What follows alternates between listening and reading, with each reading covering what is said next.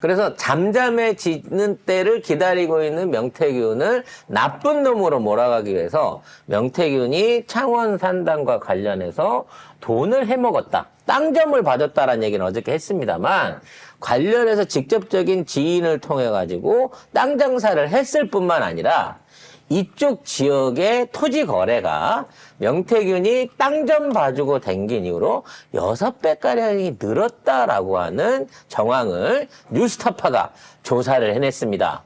심지어 창원 산단 예정 지역 전체 등기부 등본을 다 떼봤다고 합니다.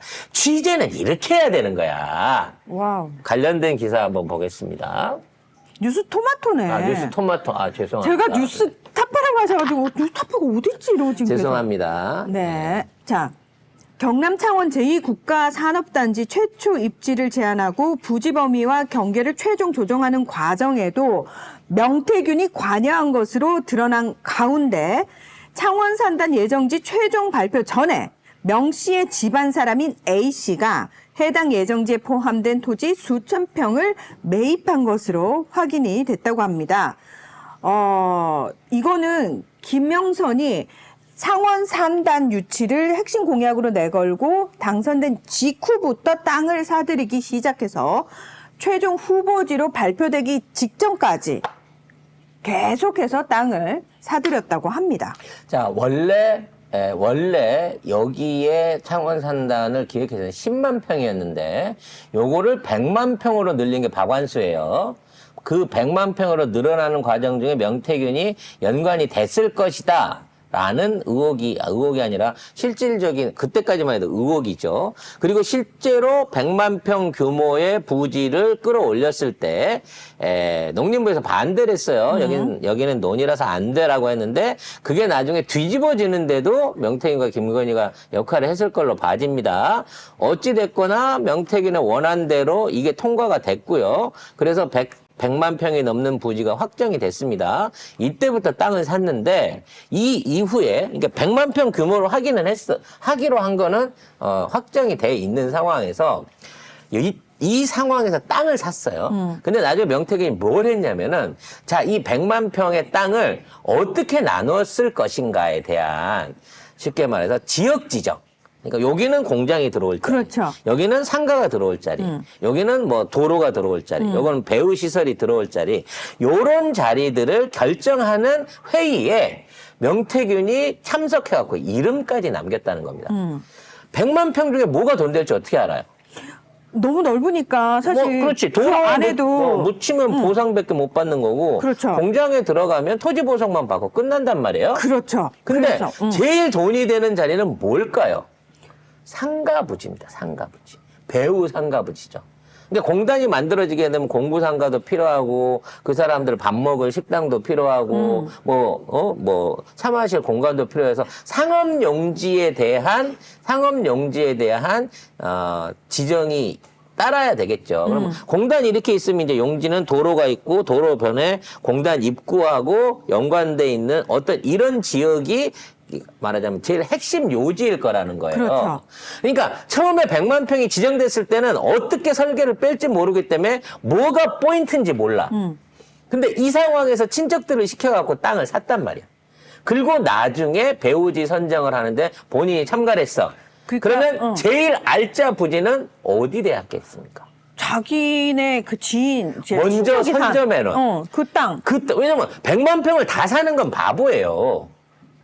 왜냐면 애초에 100만 평을 다 산다 그래갖고 이게 얼마만큼이 남을지는 이거는 한계가 있는 겁니다. 2배 남을 수도 있고 3배 남을 수도 있죠. 그렇죠. 하지만 10배, 50배, 100배가 남으려면 노른자 중에 노른자. 그 지원 상가 부지로 찍힐 수 있는 땅을 짚어야만 이게 100배가 오른다는 겁니다. 그 자리를 짚는 순간.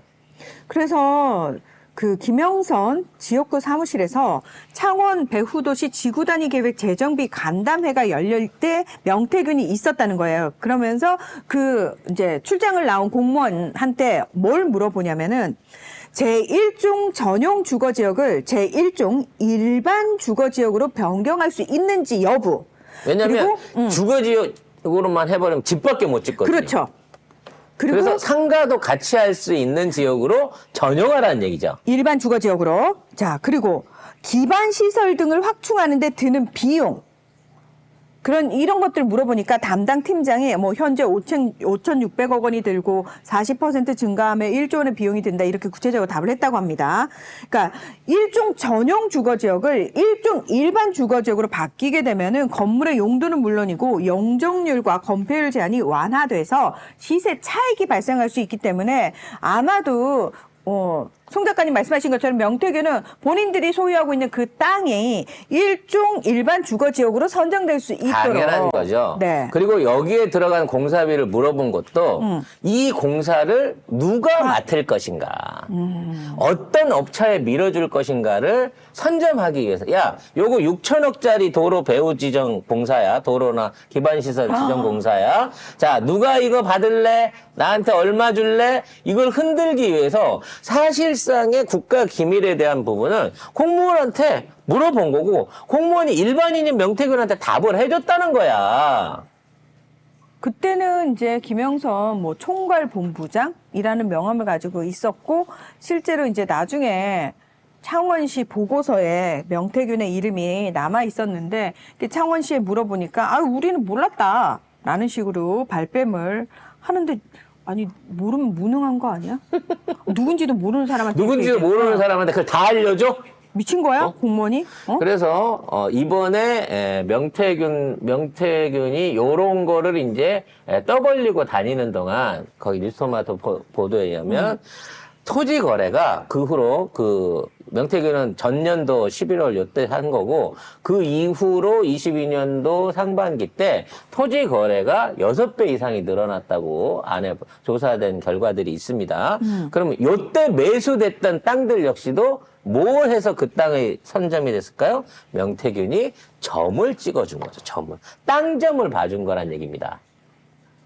땅점을 봐주고, 그러니까 땅점이라는 얘기가 저기 뭔가 그러니까 본인이 돈을 땡기기 위한 내가 뭔가를 해주고 대가를 정당하게 받기 위해서 이름을 붙인 그렇죠. 거잖아요. 그러니까 그게 내가 공단이 들어오는 정보를 알아서 니들한테 알려줬다 그러면 이거는 문제가 되니까 내가 땅을 봤더니 땅이 관상이 좋아 이렇게 가는 거예요. 그러니까 풍수학적으로 이 땅이 좋네, 기운이 좋아 이렇게 했다는 거 그리고 아니야. 아까 얘기한 친척들이 산 땅은 토지 허가 거래 지역으로 변경이 되기 직전에 사들인 거예요.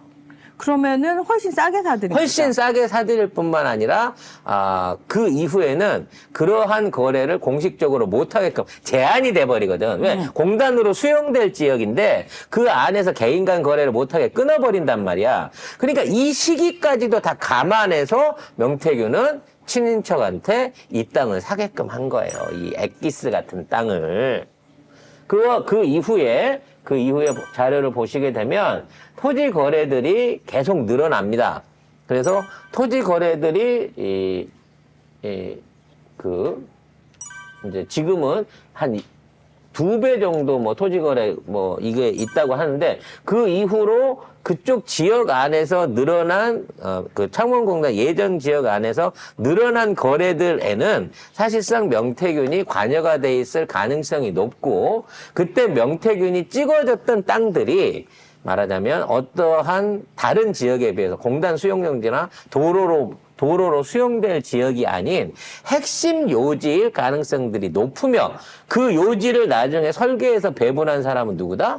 명태균이 직접적으로 그 배분까지 관여를 했다는 거예요. 이 정도 되면 거의 최은순급 땅 투기를 해 처먹은 겁니다.